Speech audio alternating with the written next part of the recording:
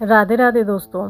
आज हम पितृपक्ष अमावस्या के बारे में बात करेंगे कि 16 दिनों के लिए पृथ्वी पर आए हुए हमारे पितृ इस दिन जब अपने धाम को लौटें तो वो हमसे प्रसन्न होकर हमें सुख समृद्धि और सौभाग्य का आशीर्वाद देकर लौटें, ना कि हमसे नाराज होकर। तो दोस्तों, 16 दिनों के श्राद्ध पक्ष या जिसे हम पितृपक्ष भी कहते हैं, इन दिनों के बारे में तो आपने सुना ही होगा। इन दिनों में हम अपने पूर्वजों के नाम से ब्राह्मण भोजन कराते हैं, जल तर्पण करते हैं, दान देते हैं। इन दिनों किए गए दान पुण्य हमारे पूर्वजों को समर्पित होते हैं। जिन पितरों की तिथि हमें मालूम होती है तो उस तिथि को हम घर में ब्राह्मण भोजन कराते हैं, या घर पर किसी भी कारण से ब्राह्मण को नहीं बुला सकते तो भोजन की थाली अपने पितरों के नाम लेकर मंदिर में दे आते हैं। यदि सुबह किसी भी कारण से भोजन तैयार करने में हम असमर्थ हैं तो सूखा सीधा, जिसमें आटा, चीनी, दाल, चावल, दूध, फल जो भी अपने सामर्थ्य के अनुसार दक्षिणा रखकर मंदिर में देते हैं। लेकिन यदि हमें अपने पितरों की तिथि का मालूम ना हो या मालूम भी हो और हम उस दिन किसी वजह से भूल गए या नहीं कर पाए, तो ऐसे में पितृपक्ष की अमावस्या वाले दिन उन सभी पितरों के नाम का दान तर्पण कर सकते हैं। क्योंकि हमारे पितृ 16 दिनों में जो हमारे पितृ पृथ्वी पर आते हैं वे अमावस तक रहते हैं और इंतज़ार करते हैं कि उनके बच्चे उनके नाम का दान और जल तर्पण करें ताकि वे तृप्त हो सकें और अपने धाम को लौट सकें। लेकिन यदि आपने किसी भूलवश, अज्ञानतावश या फिर किसी मजबूरी के कारण तर्पण दान नहीं किया तो आप प्रार्थना करके क्षमा मांग सकते हैं।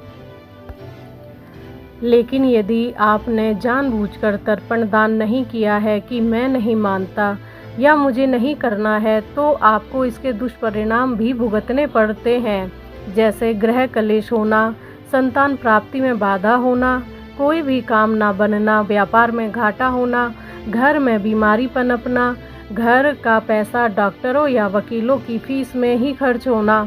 ये सभी परिणाम पितृदोष के रूप में भुगतने पड़ते हैं। इसीलिए हम सभी को पितृपक्ष में दान तर्पण जरूर करना चाहिए। खासकर अमावस्या को तो सभी को दान तर्पण करके अपने पितरों को समर्पित करना चाहिए। तर्पण का जल तुलसी या वड़ के वृक्ष को नहीं डालना चाहिए, इसे पीपल पर चढ़ाना चाहिए, लेकिन रविवार को पीपल पर भी नहीं चढ़ाना चाहिए। दक्षिण दिशा की तरफ मुंह करके किसी और गमले में डालना चाहिए।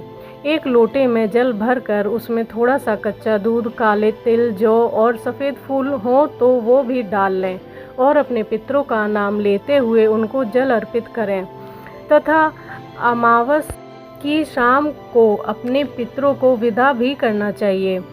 शाम को दक्षिण दिशा की तरफ मुंह करके रसोई में तेल का दिया जलाना चाहिए तथा अपने मुख्य द्वार पर भी दिया जलाना चाहिए तथा एक लोटे में जल भरकर अपने दरवाजे से बाहर की तरफ थोड़ा जल डालकर अपने पितरों से प्रार्थना करते हुए आगे रास्ते की तरफ 5-7 कदम चलते हुए कहें कि आप तृप्त हों और हमें सुख, सौभाग्य और समृद्धि का आशीर्वाद देते हुए अपने धाम को प्रस्थान करें।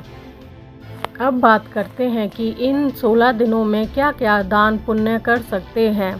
इन दिनों में ब्राह्मण को भोजन कराना, उन्हें दक्षिणा देना, वस्त्र दान करना, सूखा राशन का सामान दान करना, फल, दूध दान देना उत्तम रहता है। इसके अलावा गरीब बच्चों को भोजन देना, गायों को चारा देना, वृद्धा आश्रम में कुछ दान करना जैसे कि खाने का सामान, कपड़े दान करना उत्तम रहता है। यदि आप साल की हर अमावस्या को ब्राह्मण भोजन या कुछ दान कर सकते हैं तो अति उत्तम है। लेकिन यदि नहीं कर सकते हैं तो कम से कम पितृपक्ष की अमावस्या को तो इसमें से कुछ जरूर करना चाहिए ताकि हमारे पितृ हम पर अपना आशीर्वाद सदैव बनाए रखें। इस दिन कौवे को और कुत्ते को भोज खिलाना बहुत ही उत्तम रहता है। चींटियों को आटा डालना भी अच्छा रहता है तथा इस दिन गीता के 7वें अध्याय का पाठ करना और उसका पुण्य अपने पूर्वजों को देना भी अति उत्तम रहता है। सुबह स्नान करके सबसे पहले अपने पितरों का दान तर्पण करना और यदि ब्राह्मण भोजन करने आने वाले हैं तो उनको भोजन कराना है।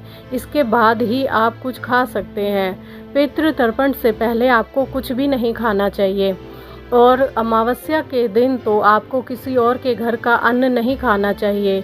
कुछ जगहों को छोड़कर जैसे कि ससुराल, पिता का घर, भाई का घर और गुरु का घर छोड़कर किसी के घर का अन्न नहीं खाना चाहिए, वरना वो आपके पूरे महीने का पुण्य ले लेगा।